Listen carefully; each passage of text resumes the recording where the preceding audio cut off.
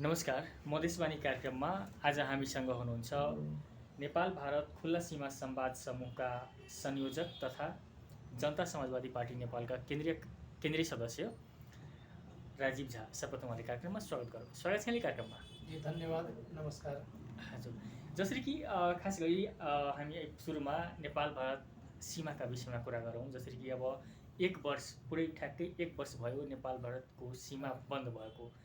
अहिलेसम्म जुन औपचारिक रूपमा खुल्नुपर्ने थियो, जुन रूपमा आवत जावतहरू हुनुपर्ने थियो, हुन त आवत जावत भइरहेको छ, तर चोर बाटोहरूबाट भइरहेको छ। सवारी साधनहरूको आवत जावतको अवस्था छैन। कसरी हेर्दै हुनुहुन्छ, कहिलेसम्म खुल्ने? यो तपाईँको विगत यही महिनाको 11 गतेदेखि चैत्र 11 गते देखि बन्द गरिएको खुला सीमा जुन हामी पूर्ववत उपभोग गर्दै आइरहेको थियौँ, यो नेपाल र भारतको बिचमा सिमाना पनि छ भनेर थाहा पनि हुँदैन थियो। त्यस्तो अवस्था हामी सँगै एकै साथ जुडेर बस्या छु, टाँसेर बस्या छु। एउटा रेखा मात्र कोरिएको छ राजनीतिक आस्थाको आधारमा, तर नेपाल र भारत दुईटै देशको नागरिक तपाईँको एकदम भाइचारा जस्तो बसिरहेछ। एउटा गाउँमा एकजनाको भारततिर घर छ र तपाईँको दरवाजा नेपालतिर छ, नेपालतिर घर छ, भारततिर दरवाजा छ। यसरी टाँसिएर बसिएको एकदम आफ्नै दाजुभाइलाई एक वर्षदेखि वनवासको जस्तो थुनामा राखेको जस्तो गरेर तपाईँको सीमा बन्द गरिदिया छ। त्यो एकदम अमानवीय हो, एकदम निन्दनीय हो र हाम्रो देशको दुई देशको बिच जुन बेटीरेटीको सम्बन्ध छ, जो सौहार्दपूर्ण सम्बन्ध छ, त्यो सम्बन्धलाई खतम पार्ने, त्यो सम्बन्धलाई तपाईँको निस्तेज पार्ने कुकृत्य हुँदैछ। यो कुसंस्कार बसाएको छ, त्यो तपाईँको कतै पनि त्यसलाई स्वीकार्न सकिँदैन। हाम्रो नेपाल भारत खुला सीमा संवाद समूह यसको लागि तपाईँको महिनौसम्म धरना दिएको हो र आज हामीले के सुन्दैछु भने यो सीसीएमसी को बैठकले नेपाल र भारतको सीमा खुला गर्ने निर्णय गर्नेवाला छ। त्यो अविलम्ब हुनुपर्छ। त्यो हामी पहिलेदेखि नै माग उठाइरहेको छु र यो मात्र हाम्रै माग होइन, समग्र नेपाली जनताको माग हो। पुरै नेपाली जनता त्रसित भएको छ यो सीमा बन्दको कारणले। अहिले तपाईँको कोरोनाको महामारी कम हुँदै गइरहेको बेलामा यो पर्यटन व्यवसायी, बस व्यवसायी र होटल व्यवसायीहरू आफ्नै होटल बेचेर तपाईँको ब्याङ्कको किस्ता तिर्न बाध्य भएको छ, आफ्नै बस बेचेर तपाईँको ब्याङ्कको ब्याज तिर्न बाध्य भएको छ। कति व्यवसायीहरू, कति होटल व्यवसायीहरू आत्महत्या गर्न पुग्या छ, कति तपाईँको बस व्यवसायीहरू, यातायात व्यवसायीहरू त ऊ अब तपाईँको पलायन भइसकेका छ। यो महाजनको डरले या कर्जावालाहरूको डरले त्यो कहाँ कहाँ लुक्दै भागिरहेको छ, छिप्दै भागिरहेको छ। त्यो जिम्मेवारी नेपाल सरकारले लिनुपर्ने अवस्थामा यो एक वर्षसम्म व्यवसायीलाई दुःख दिएको छ। हामी तपाईँको माध्यमबाट के भन्न चाहन्छौँ भने त्यो यातायातमा मार्का परेको यातायात व्यवसायी, होटलमा मार्का परेको होटल व्यवसायी लगायत यो बोर्डर बन्दको कारणले जति पनि समस्यामा परेको छ, त्यो नेपाल र भारतको जनताहरू, ती सबैलाई नेपाल सरकार र भारत सरकारले क्षतिपूर्ति दिनुपर्छ। हजुर, जसरी कि नेपाल भारतको सीमा खुला गर्नका लागि नेपाल भारत खुला सीमा संवाद समूहले चरणबद्ध रूपमा विगतमा आन्दोलन गर्यो। त्यसपछि तपाईँहरूको आन्दोलन स्थगित भएको अवस्था छ। किन रोक्नु भयो आन्दोलन? नै त्यो के छ, तपाईँको देशको जुन विपरीत परिस्थिति भयो, जुन हाम्रो केपी ओलीज्यूको कारणले उहाँले संसद विघटन गर्नुभयो, देशमा विपरीत परिस्थिति सिर्जना भएको कारणले हामीले त्यसलाई स्थगित गऱ्यौँ। स्थगित भन्नाले के, तपाईँको रूपान्तरण गऱ्यौँ। हामी तपाईँको के भन्छ ज्ञापन पत्र बुझायौँ सिडिओ साहबको मार्फतले, मुख्यमन्त्रीज्यूको माध्यमले, प्रदेश नम्बर 1 मा पनि, प्रदेश नम्बर 2 मा पनि। त्यो हामी आफ्नो आन्दोलनलाई जारी नै राखेको छु र जबसम्म तपाईँको पूर्ववत यो सीमा नाका तोकेर होइन, यो सीमाबाट जानु या यो कार्ड लगाउनुस् या कुनै प्रकारको जबसम्म प्रावधान रहन्छ तबसम्म तपाईँको नेपाल भारत खुला सीमा संवाद समूह यो आवाज उठाउँदै रहन्छ। यो पूर्वत खोल्नुपर्छ, यो पूर्ण रूपेण खोल्नुपर्छ। बोर्डर व्यवस्थापनको नाउँमा दुई देशको नागरिकलाई दुःख दिनु भएन।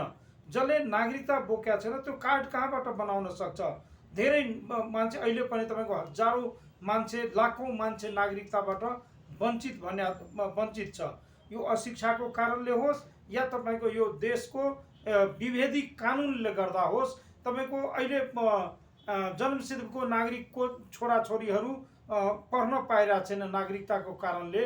ती मान्छेहरू कसरी तपाईँको कार्ड बनाएर या कुनै प्रकारको व्यवधान या उ गर्यो भने कसरी त्यो आवत जावत गर्न सक्छ? हाम्रो परापूर्वकालको सम्बन्ध, हाम्रो रोटीबेटीको सम्बन्ध, तपाईँको धार्मिक सम्बन्धमा सबै प्रकारको जुन सम्बन्धहरू थियो त्यो सबै सम्बन्धमा एकदम खलल पुगेको छ। हामी यहाँ वर्षौँदेखि बाबाधाम जाने मान्छेहरू बाबाधाम जान पाएन। वर्षौँदेखि तपाईँको यहाँ बाबा पशुपतिनाथ आउने श्रद्धालु भक्तजनहरू त्यो बाबा पशुपतिनाथको दर्शन गर्न तपाईँको महाशिवरात्रिमा आउन पाएन। त्यो प्रकारको जुन असुविधाहरू छ त्यो सबै असुविधाहरू जबसम्म पूर्ण रूपेण अन्त हुँदैन तबसम्म तपाईँको नेपाल भारत खुला सीमा संवाद समूह आफ्नो क्षमता अनुसारको तपाईँको विरोध जनाउँदै रहन्छ। हजुर, जसरी कि अब सीसीएमसीको जुन बैठक बस्ने भनेको छ, बैठकले अब निर्णय गर्छ तर निर्णय हुन्छ कार्यान्वयन हुँदैन। खुला हुने कतिको सम्भावना देख्नुहुन्छ? नै खुला त हुनै पर्छ। पुरै देशको यो नेपाली जनता यसबाट तपाईँको पीडित भइसकेको छ, यो दुखी भइसकेको छ। हजारौँ लाखौँको सङ्ख्यामा तपाईँको विदेशमा काम गर्ने, भारतमा काम गर्ने यहाँ नेपालीहरूलाई तपाईँको आवत जावतमा असुविधा भएको छ। यहीँ तपाईँको बोर्डर साइडमा बस्ने हरूलाई तपाईँको उपचार गराउनलाई जान पाइरहेको छैन। अस्ति भर्खर हामीले आवाज उठायौँ। हाम्रै यही नेपालको एउटा तपाईँको विद्यार्थीको एक्सिडेन्ट भएको थियो, मोटरसाइकल एक्सिडेन्ट भएर उहाँ बित्नुभयो बेङ्गलोरमा। त्यहाँ तपाईँको डेड बडी नेपाल ल्याउनमा समस्या भयो। बिहेबारीको गाडी तपाईँको रोकियो, जन्ती नेपालबाट तपाईँको बिहार जान पाएन, बिहारको जन्ती नेपाल आउन पाएन। त्यो व्यवधानहरूलाई अन्त गर्नुपर्छ र पूर्वत खोल्नुपर्छ। सीसीएमसीको बैठकबाट तपाईँको पूर्ण रूपेण पूर्वत खोल्नुपर्छ। त्यो हाम्रो माग हो र मैले आशा पनि गरेको छु, अपेक्षा पनि गरेको छु। यो पुरै नेपाली जनताको तर्फबाट हाम्रो अपेक्षा छ यो तपाईँको पूर्वत नेपाल भारत सीमा खुल्नुपर्छ। हजुर, जसरी कि यो लगभग एक वर्षदेखि मानौ एक वर्ष पुरा नै भइसक्यो यो सीमा सिल भएको, सीमा बन्द भएको औपचारिक रूपमा अहिलेसम्म खुला भएको अवस्था छैन। खास गरी यो बिहेबारीको जुन सम्बन्ध छ भारत नेपाल बिच, बेटी रोटीको सम्बन्ध छ, यो यसमा कतिको असर पारेको छ? यो जुन अवधिमा अहिले सीमा बन्दको कारणले बिहेबारी भइरहेको छ?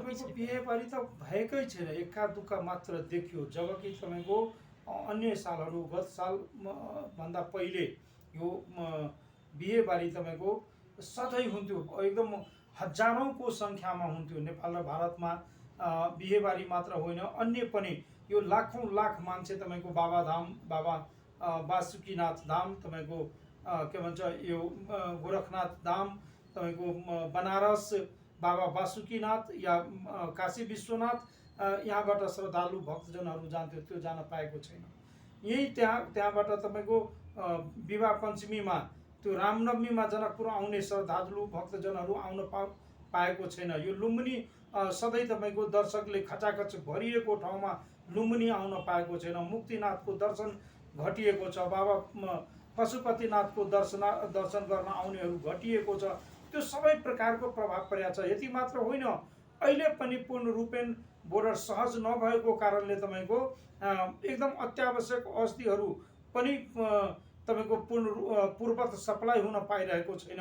अति आवश्यक खाद्यान्नहरूको रेट बढेको छ र त्यो बोर्डर या सीमा बन्द गरेको निहुँमा पनि तपाईँको सामानहरू यहाँ महँगो गरिएको, कालोबजारी भएको छ।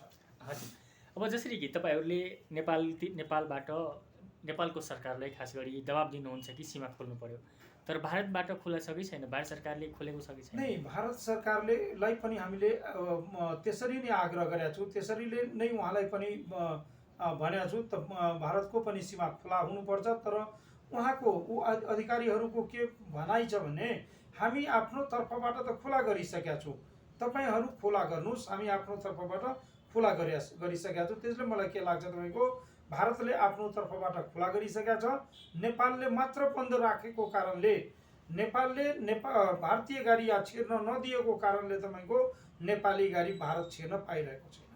हजुर, भनेपछि नेपाल सरकारले खुला गरेको निर्णय गरेपछि भारतबाट कुनै किसिमको कुनै प्रकारको अवरोध हुँदैन जस्तो मलाई लाग्छ। तपाईँको त्यहाँबाट बिहेबारीको गाडी आवत जावतको लागि एसएसबीहरूलाई परिपत्र पनि गरेको छ। त्यसपछि तपाईँको पहिले नै गरिसकेका छ, यो उपचारमा आउने जानेलाई परिपत्र गरेको छ र त्यस प्रकारको परिपत्र नेपाल सरकारले गरेको छैन। फेरि एउटा जुन प्रावधान ल्याउँदैछ कि 72 घण्टाभित्रको पिसिआर रिपोर्ट चाहियो, त्यो रिपोर्टहरू पनि लगाउनु हुँदैन। त्यो भ्याक्सिन लागिसकेका छ, भ्याक्सिन लगाउने क्रममा पनि छ। भारत सरकारलाई हामीले धन्यवाद पनि दिनुपर्छ, उहाँले तपाईँको हाम्रो देशलाई फर्स्टै चरणमा तपाईँको 10 लाख भ्याक्सिन उपलब्ध गराइदिनु भयो र त्यो प्रकारको कुनै प्रकारको बाधा अवरोध गरेर भारत नेपाल आवत जावत गर्नु पर्छ, त्यो गर्नु पर्दैन भन्ने हाम्रो धारणा र मान्यता हो।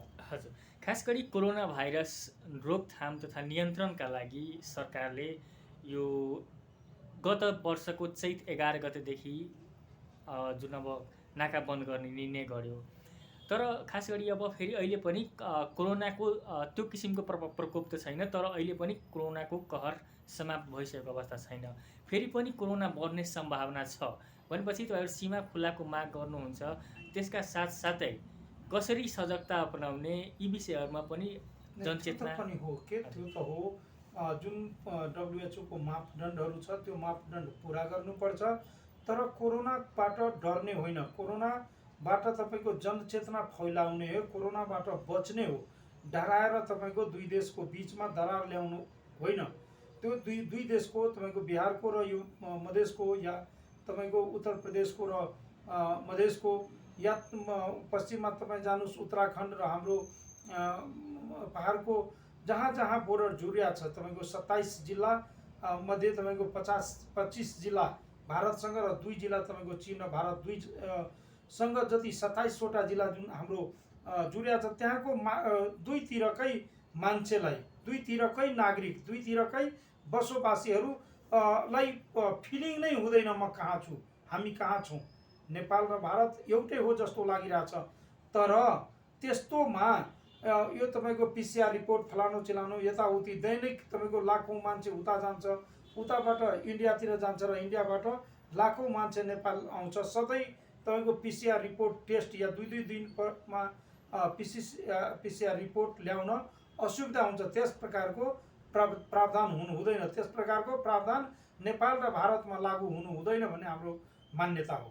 हजुर, खास गरी त्यस्तै हाम्रो अर्का छिमेकी चीनसँग पनि जुन बोर्डरमा खास गरी हाम्रो माल सामान आउने डोमा आवत जावत हुने कुराहरू थियो, त्यहाँ पनि अहिले सहज रूपमा भइरहेको अवस्था छैन। त्यहाँ अहिले पनि चीनले एकतर्फी रूपमा खास गरी बोर्डरलाई सीमा नाका अहिले पनि बन्द गरेको अवस्था छ। त्यसबाट व्यापारीहरू आजित भइसकेका छन्, व्यापारीहरू अब आत्महत्या गर्नेसम्मका धम्कीहरू दिइसकेका छन् अथवा विभिन्न किसिमका आन्दोलन कार्यक्रम गर्नेसम्मका जुन किसिमका कुराहरू छ। खास गरी चीनले पनि खोलेको छैन भएर भारतले यतातिर अथवा नेपालले त्यो निर्णय नगरेको होला कि त्यो के छ तपाईँको यो हाम्रो असल छिमेकीको हो, त्यो हेर्नुपर्छ। भारत पनि हाम्रो छिमेकी हो, त्यस्तै तपाईँको चाइना पनि हाम्रो छिमेकी हो। तर चाइनाको जुन व्यवहार देखिन्छ नेपालप्रति, त्यो व्यवहार तपाईँको मित्रवत हुँदाहुँदै पनि असल मित्र जस्तो देखिएको छैन। त्यो भारतले जसरी हामीसँग मित्रता देखाउँछ त्यसरी उहाँले देखाउनु भएको छैन। भारतले भ्याक्सिन दिएर सहयोग गर्नुभएको छ, त्यस्तै उहाँले यो नाका बन्द गरेर हाम्रै देशको नागरिकलाई दुःख दिनु हुँदैन भन्ने उहाँसँग पनि हाम्रो माग हो। यो नेपालमा आउने सामानहरू सहज हुनुपर्छ र नेपालबाट पनि तपाईँको चाइना जाने माल सामानको लागि बोर्डर नाका पुरै सहज हुनुपर्छ, व्यवस्थित हुनुपर्छ र त्यो नियन्त्रित पनि हुनुपर्छ। कहीँ कतै अनियन्त्रित हुनु हुँदैन। अनियन्त्रित भन्नाले त्यो के छ निगरानी बढाउनुपर्छ। त्यहाँ बोर्डरहरूमा चुस्त दुरुस्त प्रहरी प्रशासन अहिले पनि छ र त्यसलाई अरू ट्रेन्ड गरेर अरू एक्स्ट्रा ड्युटी गरेर तपाईँको जुन चोरी निकासी जुन त्यो प्रकारको जुन तपाईँको स्मग्लिङको आशंकाहरू छ त्यसलाई निर्मूल गर्नुपर्छ र आपराधिक प्रवृत्ति आपराधिक गतिविधिहरू त्यो सबैलाई तपाईँको नियन्त्रण गर्नुपर्छ। हजुर, अब खास गरी तपाईँको पार्टीको कुरा गरौँ, जनता समाजवादी पार्टी अहिलेको राजनीतिक वृत्तमा अहिलेको परिवेशमा खास गरी जनता समाजवादी पार्टी एउटा निर्णायक शक्तिको रूपमा छ। तर जनता समाजवादी पार्टी आफैमा एउटा ठोस निर्णयमा पुग्ने अवस्था पुगिसकेको अवस्था देखेको छैन। दुई किसिमको धार छ, किन? होइन, त्यस्तो केही छैन। हामीमा कुनै प्रकारको धार छैन। जनता समाजवादी पार्टी परिवर्तनकारी पार्टी हो। जनता समाजवादी पार्टी यो पुरै देशभरिको शोषित पीडित अपेक्षित अपहेलित अपमानित जुन तपाईँको शोषण पीडित पीडनमा परेको छ, जसलाई अधिकारबाट वञ्चित गरिएको छ, ती सबैको अधिकार समग्रमा सबैको अधिकार एकमुष्ट उठाउने अधिकारको लागि आवाज उठाउने पार्टी हो। त्यसमा कुनै प्रकारको धार या मतभिन्नताहरू केही पनि छैन। जनता समाजवादी पार्टी निर्णायक छ र पछि पनि निर्णायक हुन्छ। पहिले पनि निर्णायक थियो। जो सत्य छ, जो तपाईँको निष्ठावान छ, जसले पुरै देशको कुरा गरिरहेछ, जसले अधिकारको कुरा गरिरहेछ, त्यो जति बेला पनि निर्णायक नै हुन्छ। त्यो अहिले पनि निर्णायक हो र पछि पनि हुन्छ। हामी यहाँ यो देशको काङ्ग्रेस र कम्युनिस्टको विकल्पमा वैकल्पिक शक्ति बन्ने तपाईँको उसमा छौँ र बनिरहेछौँ र बनिसकेको पनि छौँ र हामी त्यो अझै यसलाई सुदृढ व्यवस्थित र मजबुत र एकताबद्ध पार्टी गर्ने प्रयासमा छौँ। हामीहरू अहोरात्रि खटेर जनता समाजवादी पार्टीका सम्पूर्ण नेताहरू यसलाई सङ्गठित र व्यवस्थित गर्दै हुनुहुन्छ। र रह्यो तपाईँले अहिले जुन हेरिरहनु भएको छ दुईटा धार, त्यो धार कुनै होइन। हाम्रो एकदम मान्यता हो, हाम्रो मान्यता हो। जसले हाम्रो माग पुरा गर्छ, हामीले उठाइरहेको माग जसले सबभन्दा पहिले पुरो गर्छ, जसले तपाईँको के भन्छ नगदमा पुरो गर्छ, हामी उसको साथमा छौँ। 2070 सालको चुनावमा हाम्रो त्यति बेलाको मधेसवादी दलहरू 8% मत मात्र ल्याएको थियो र 92% मत ल्याएको नेपाल कम्युनिस्ट पार्टी, माओवादी र काङ्ग्रेसले आफ्नो अनुकूलको, आफ्नो लागि, यो पुरै देशको लागि होइन, आफ्नो अनुकूलको र आफ्नो लागि संविधान बनायो। 92% जनताले हामी बाध्य भएर हेरिरह्यौँ र हामी आफ्नो फरक मत दर्ज गरायौँ। हामी विरोध गर्दै रह्यौँ र हाम्रो विरोधको कारणले पछि आएर तपाईँको काङ्ग्रेसलाई र माओवादीलाई हाम्रै लाइनमा आएर यो देशको संविधान त्रुटिपूर्ण छ, यो संविधान संशोधन गर्नुपर्छ भनेर आवाज उहाँहरू पनि हाम्रो साथमा आउँदा हामी 66% पुगेका थियौँ। अहिले आएर त्यति बेला तपाईँको नेपाल कम्युनिस्ट पार्टी र अहिलेको प्रधानमन्त्रीज्यू को एकल तपाईँको हटको कारणले समग्र तपाईँको यो नेपाली जनताले संविधानमाथि या संविधानमा आफ्नो स्वामित्व ग्रहण गर्न सकेन। आज उहाँलाई भुल भइरहेछ, आज उहाँ पस्ताइरहनु भएको छ र आज त्यही कारणले यो देशमा तपाईँको विभेदकारी संविधान ल्याएको कारणले यो देश तपाईँको अस्थिर हुन सकेको छैन। जबसम्म तपाईँको यो देशमा शोषित पीडित अपहेलित उपेक्षित समुदाय रहन्छ, जबसम्म तपाईँको यहाँ शोषण र पीडन रहन्छ कुनै देशको कुनै भेगमा, तबसम्म यो देशको मुखिया या यो देशको पार्टी, कुनै पनि देशको पार्टी तपाईँको एकदम व्यवस्थित रहन सक्दैन र देश तपाईँको स्मुथली चलाउन सक्दैन। त्यसैको परिणाम आज तपाईँको केपी ओलीज्यूलाई भएको छ र उहाँमा चेतना आएको छ। उहाँ चाहिरहनु भएको छ रेशम चौधरीको रिहाई गर्नुपर्छ। उहाँले तपाईँको मधेस आन्दोलनमा लगाएको मुद्दाहरू फिर्तामा पनि सकारात्मक देख्नु भएको छ र उहाँ यो संविधान संशोधनको मुद्दामा पनि सकारात्मक कुरा गर्नुभएको छ। उहाँको सकारात्मक कुराले या उहाँ संविधान संशोधनमा उहाँले यदि सहयोग गर्नुभयो भने हाम्रो माग यो देशमा स्थापित हुन्छ। 66% र 34% उहाँको नेकपा एमाले मिलाएर 100%ले मानिसकेका छ या 100%ले मानिरहेछ कि तपाईँको राष्ट्रिय जनता पार्टी या त्यति बेलाको राष्ट्रिय जनता पार्टीमा सम्मिलित पार्टीहरूले उठाएको माग जायज हो यो देशको लागि समग्र नेपाली जनताको लागि माग उठाएको थियो र त्यो आज आएर प्रमाणित भएको छ। सबै पार्टीले यो देशको संविधान अपुरो हो, यो देशको संविधान त्रुटिपूर्ण छ, यसलाई संशोधन गर्नुपर्छ, त्यो तयारी हुनुभएको छ।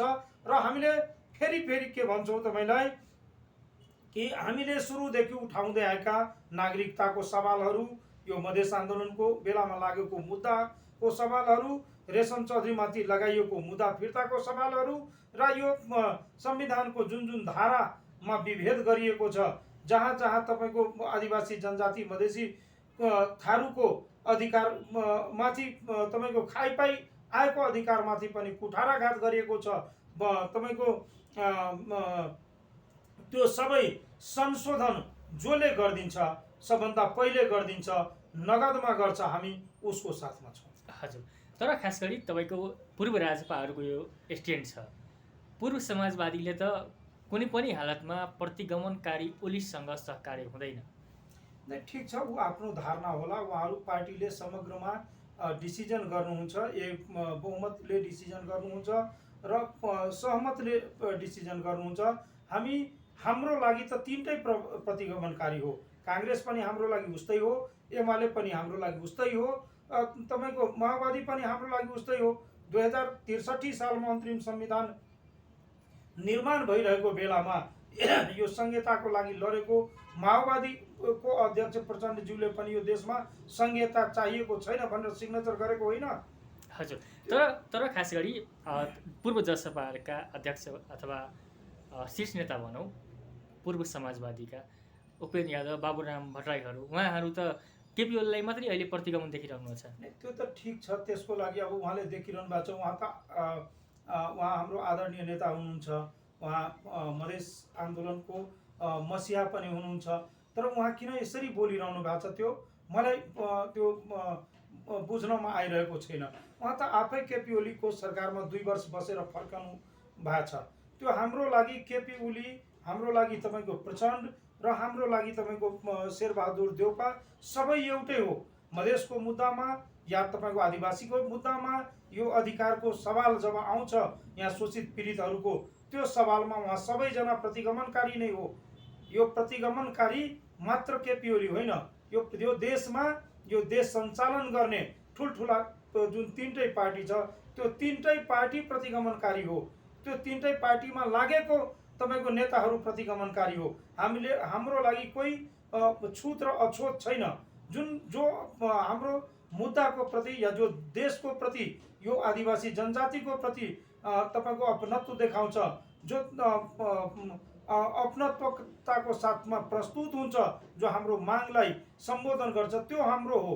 त्यसलाई हामी विश्वास गर्छौँ, त्यसलाई हामी आदर गर्छौँ र त्यसको साथमा हामी जान्छौँ। हजुर, तर अहिले जुन यो दुईटा धार छ, अहिलेको प्रकरणले खास गरी केपी ओलीकै कारण तपाईँहरूको पार्टी एक भयो, जुन दल सम्बन्धी अध्यादेश ल्याउँदा रातारात एकीकरण भयो र अहिले जसरी अब सत्ता सहकार्यको कुरा छ, यसले पनि जसपा कहीँ फुट्ने त होइन भन्ने किसिमको चिन्ता होइन। त्यो केही होइन, जसपा फुट्ने होइन, जसपा फुट्ने पार्टी पनि होइन, फुट्नको लागि जसपा बनेको पनि होइन। त्यसमा तपाईँको एउटा पार्टीमा विभिन्न प्रकारको विचारहरू आउन सक्छ। त्यो विचार विभिन्न प्रकारको आउँदैमा तपाईँको पार्टी फुट्छ, त्यस्तो भन्नु हुँदैन। हजुर, अब जसरी जनता समाजवादी पार्टी नेपाल निर्माणका बेला खास गरी विभिन्न भद्र सहमति अथवा लिखित अलिखित सहमतिहरू भएको थियो, जसमध्ये एउटा संसद दलको नेता पनि अब राय मोर्चाले दिने भनेर इन्टेलिजेन्ट एग्रिमेन्ट भएको भने सुनिन्छ।